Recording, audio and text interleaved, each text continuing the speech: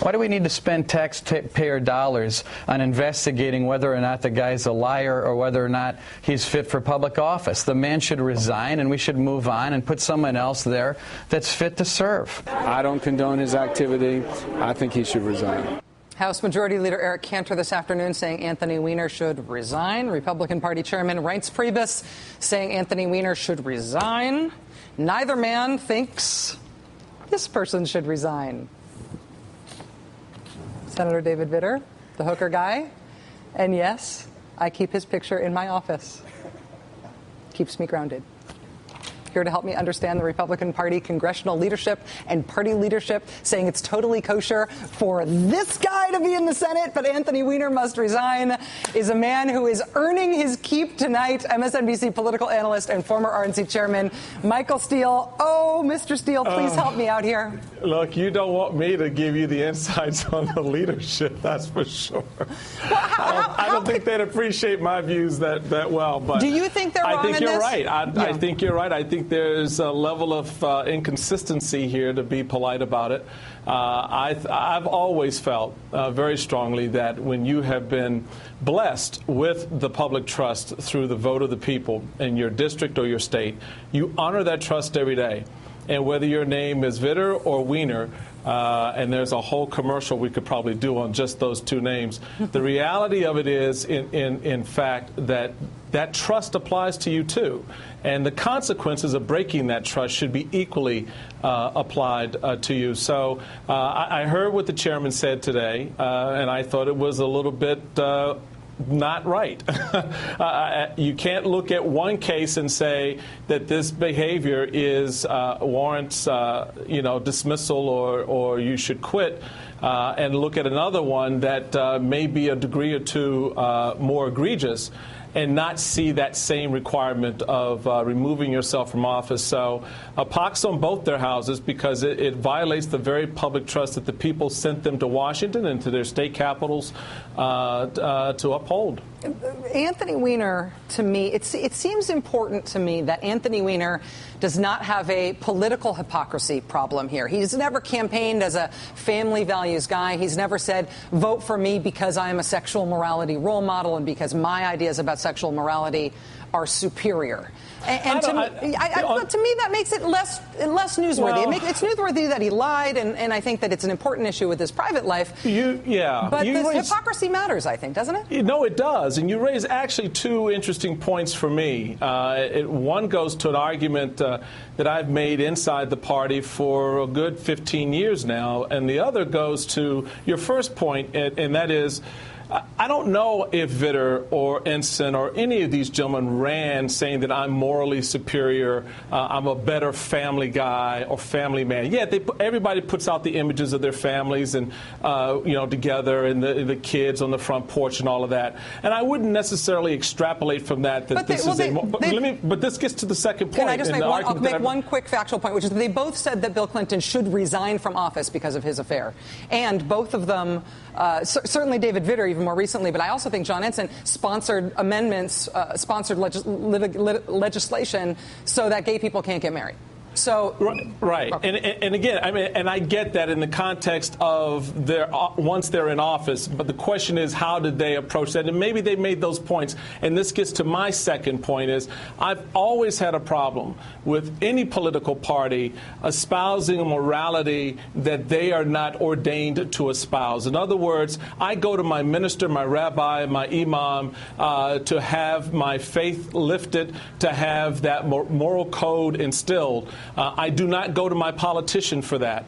And so when you get on that horse and you want to ride that horse, very much like we saw our good buddy Mr. Colbert do last night trying to load his gun, you spill stuff everywhere. And it always comes back to bite you right on the butt in a way that you have to stand in front of that camera and look the people in the eye and go, well, I told you to do one thing while I was doing something else, and that is not a position you want to be in. Well, when Republicans talk strategy, though, does that come up. I mean, nobody believes me when it doesn't. No. I mean, like Christopher Lee. Christopher Lee sends out a shirtless picture of himself on the internet on Gawker.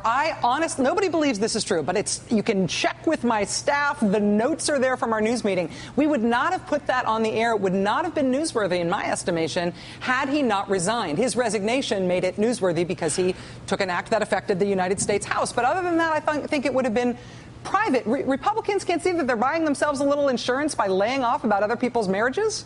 Well, I agree with I just think it's a place you don't need to be as a political institution to delve into those types of issues. And when they do come out, I think you do have to be respectful and handle them in a very interesting way, but a very important way. But the interesting thing for me about the Representative Lee was how the leadership in this instance actually got him to resign before the people largely knew what it was he was resigning over. And so that was an instance where, Speaker Boehner was very proactive. And I think it speaks to him and how he looks at these things. And again, you go back, you look at Nancy Pelosi coming in saying that she was going to clean up this Republican cesspool. All the while, Mr. Weiner was engaging in this kind of behavior, sometimes in his congressional office.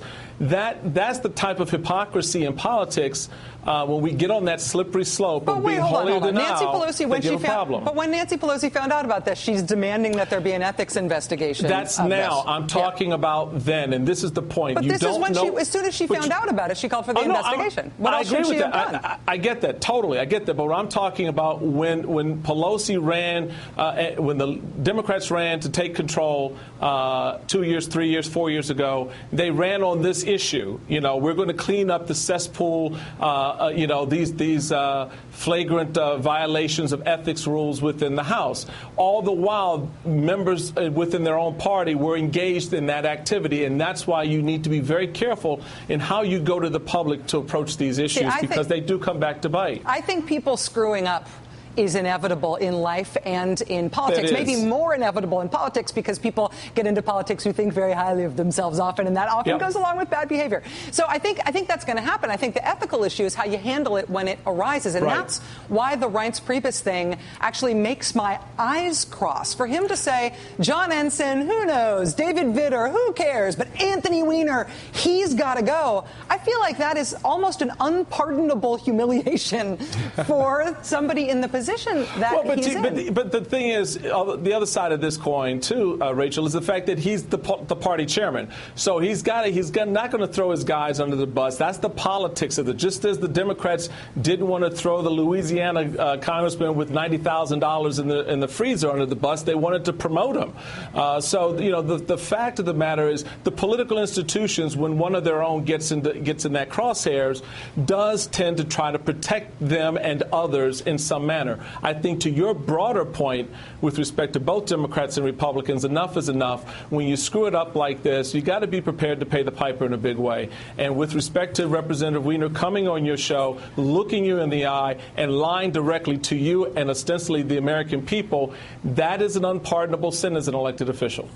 Well, if it's unpardonable, I am going to start wearing this as a mask every day until we start enforcing that as a pardonable sin on both sides of the aisle. But I'm not exonerating Vitter or anyone else on that. But you didn't give back. You took money from his PAC and didn't give it back after this all came out and everything in 2006 when you were running for Senate. I mean, nobody's been calling for him to resign. You never called for him to resign when you were party chairman. No, I didn't. And again, it goes to that point about you're going to the political part of this, the politics of it, is that you take care of your own as best you can. You do unprincipled things because you're running the party and you're not modeling good behavior. It's not. But wait a minute, no. Don't. I'm not taking it that way. What I'm just saying is that there are two competing interests in this dynamic, and you saw it played out this week. And you don't have the cavalcade of Democrats rushing to get Weiner out of the House. You have those who stood with him, and you can't tell me they didn't have some inkling, if they were that close to him, of what some of his behavior was. Nobody is supporting him. Nobody's taking his back. Everybody's saying that they ought to investigate him. I realize that they're not saying that no one's supporting him publicly. But that silence, that lack of a call for his resignation, that lack of a call for action beyond the Speaker. They're calling for an investigation into him. I mean, this, beyond the Speaker and the chair of the House Democrats campaign committee and Harry Reid today saying if he called me for advice, I'd tell him to call somebody else.